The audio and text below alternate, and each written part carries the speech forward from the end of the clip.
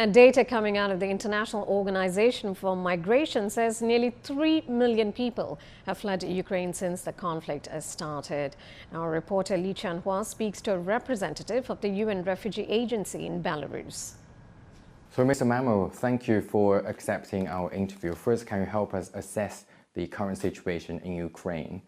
I have to admit that it's very difficult to exactly say what's going on in Ukraine at this stage. What I can tell you for sure is we are seeing hundreds of thousands of refugees crossing borders. Ukraine's situation was not far from ideal even before this conflict, because they had issues in the Donbass from 2014 onwards. But at least there was no active military conflict. So how many refugees from Ukraine are now in Belarus, and what has the UN Refugee Agency been doing to help the refugees from Ukraine? The numbers for Belarus is not very big. It's just over 1,400 up to now.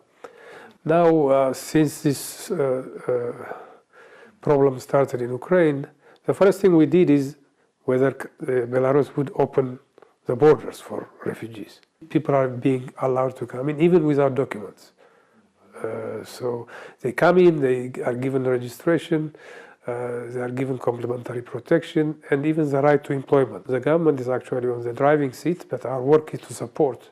So, Mr. Mamo, you used to work in Eastern Ukraine from 2016 to 2020. And do you think the humanitarian corridors are working? And do you think the corridors are facilitating your job?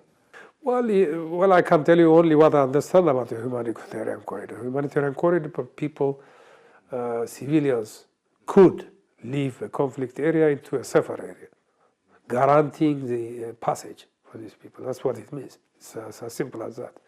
But to guarantee that, sides should agree. And we hope that kind of thing works. Our major focus is that people are protected. This is legal protection of people.